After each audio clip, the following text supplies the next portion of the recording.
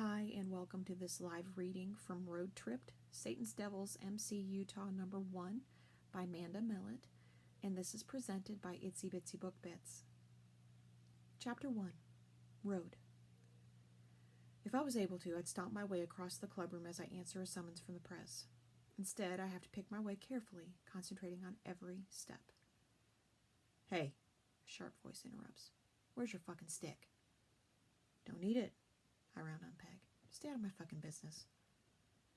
He holds up his hands, palms facing outward. You should use the stick or strap your leg up. You fucking fall, you've only got yourself to blame. But why should I give a damn about you making it worse and setting yourself back?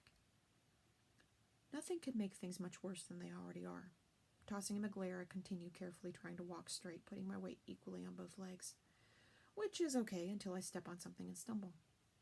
Luckily, there's a nearby chair that my hand catches hold of to break my fall. Looking down to see what I'd stepped on, I find it's one of the kids' fucking toys.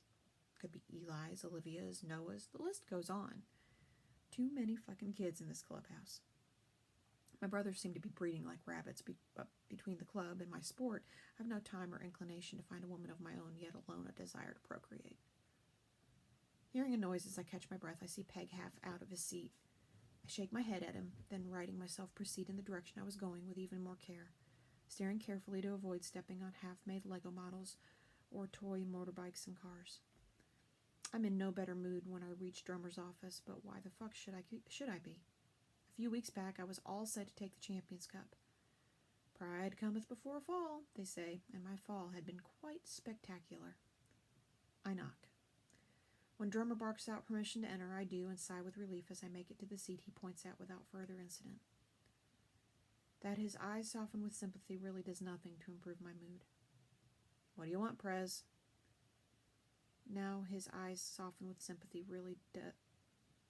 Now his gaze changes, hardens, and I'm subjected to his full-on stare.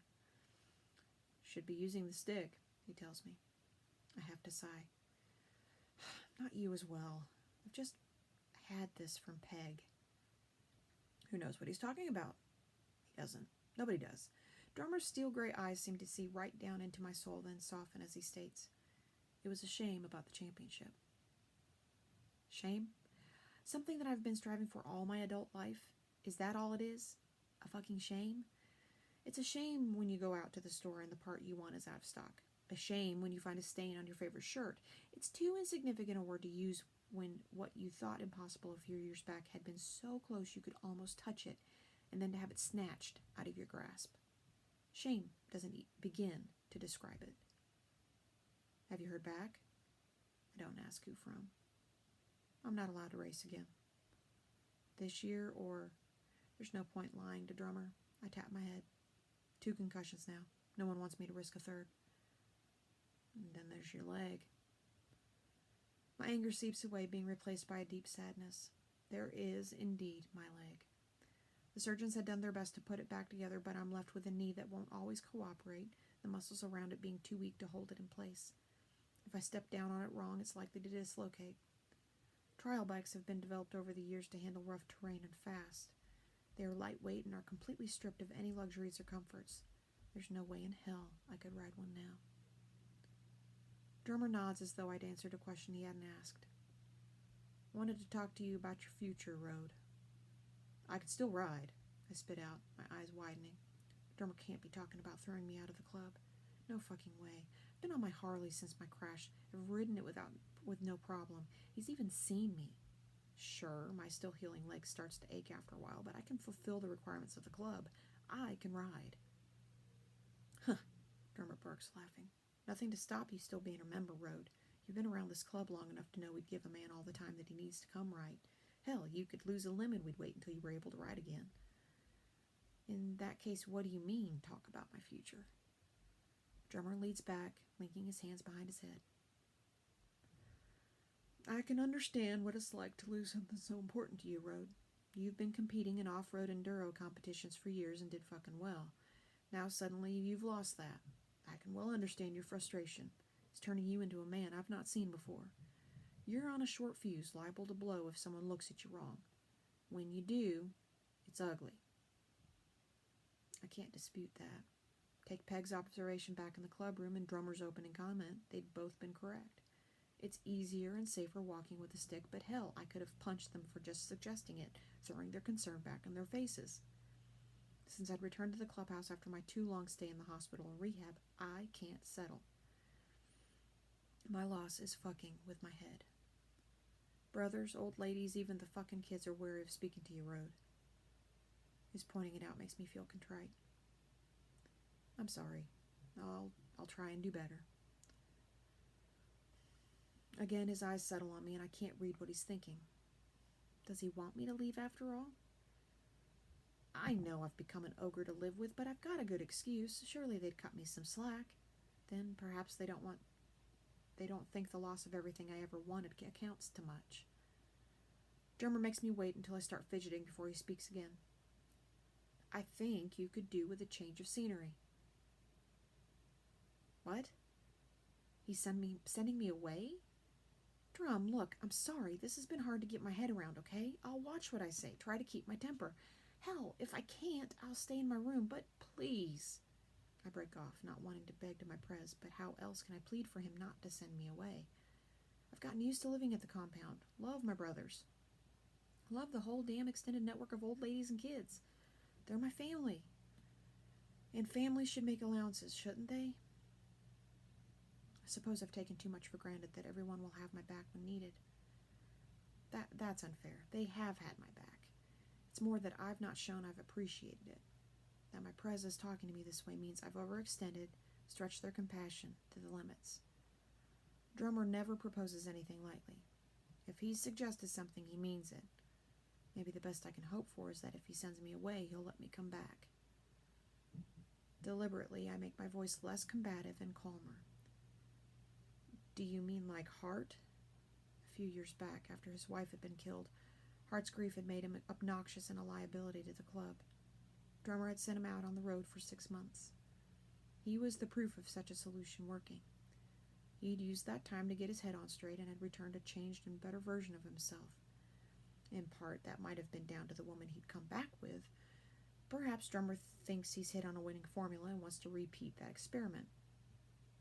No, not like Hart. Nothing of the sort.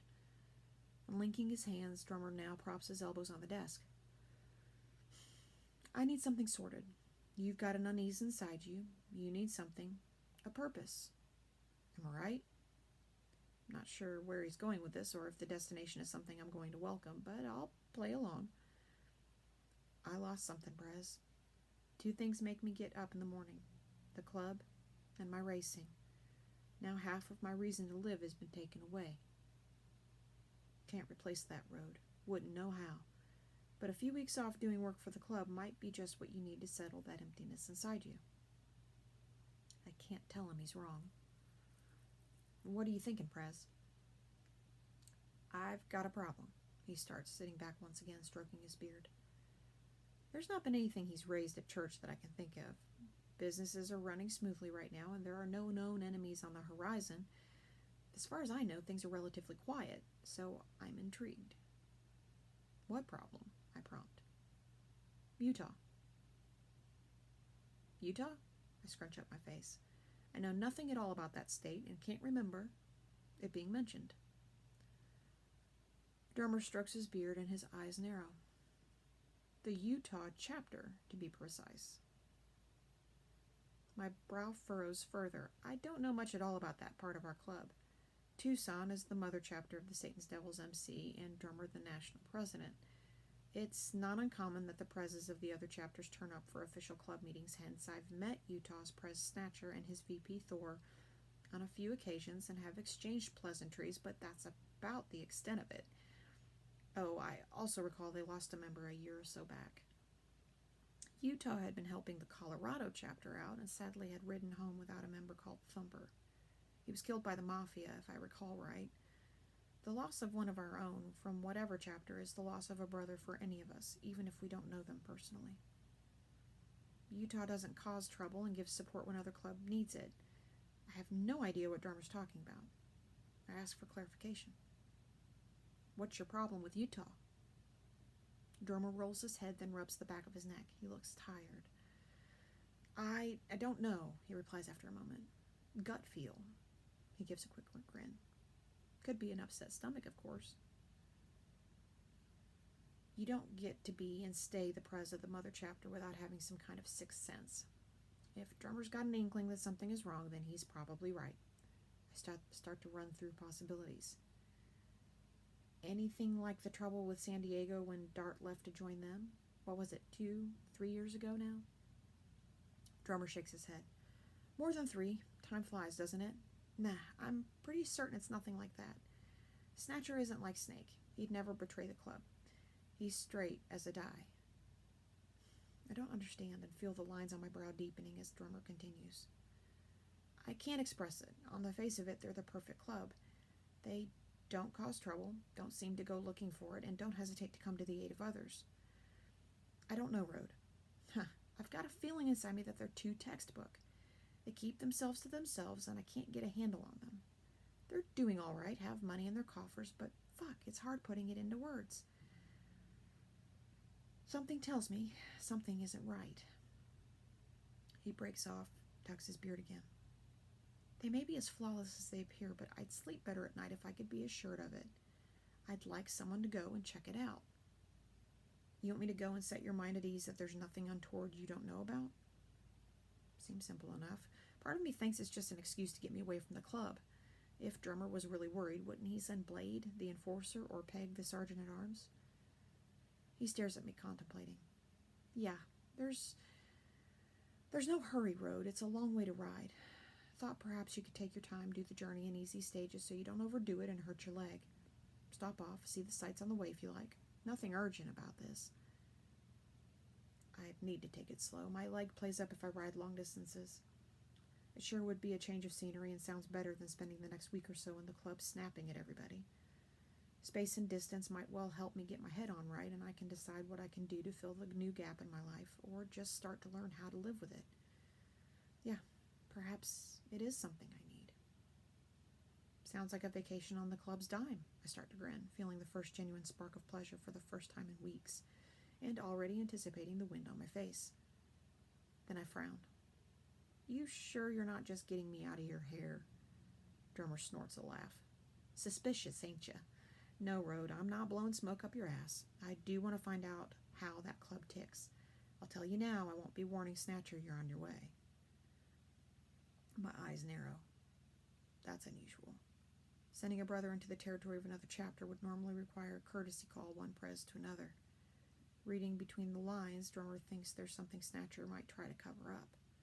So I just turn up and ask him to show me around?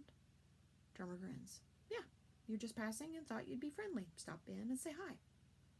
You sending me as a nomad? He raises his chin toward me. No official role, just a brother taking it slow as he heals up. While you're there, you listen, learn, and report back. Prez, I choose my words carefully. Are you sure I'm the right person? I know my limitations. Give me a bike and I'll tell you what's wrong with it. Show me a puzzle and I'll not see what part's out of place. Can you give me a clue as to the kind of shit you want me to look out for? His eyes pierce me again. Don't put yourself down, Rode, he snaps. When you were a bouncer at the strip club, you showed initiative. Wouldn't have made you the manager if you hadn't done that. Since then, you've increased the takings, got the books straight so Dollar has no complaints. You might not have a fancy degree or much schooling, but life has shaped you well. I have no problem sending you out to be my eyes and ears. I reckon it's more that most other brothers have old ladies and children and wouldn't want to go. But I'll take his words at face value. Maybe others have already turned him down. As to what to look out for, I can't help you there.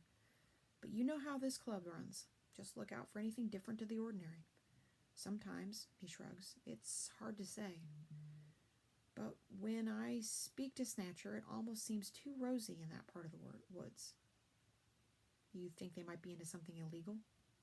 Another rise and fall of his shoulders. I'd say no and feel it's unlikely, but that's for you to find out and then for me to know. This is not just going to be a simple visit to another chapter, such as when I've visited Red's chapter in Vegas or Demons in Colorado when I've ridden up to see Beef. It might be a chance to socialize and have a drink with my new set of brothers, but it looks like my role is more of a spy. Rode? Drummer gets my attention. I don't think there's anything to worry about. Snatcher doesn't give me that vibe. Not questioning his loyalty, not going to forget he lost Thumper in Colorado. I just want something to put my gut at ease. If I thought it was going to be dangerous, I'd not send you on your own. If he's done nothing else, he's given me something thinking about, which doesn't revolve around my lost sport. Feeling more lighthearted, I raise my eyebrow. You sure I can't just get you some Pepto-Bismol? Drummer snorts. Get out of here, Road.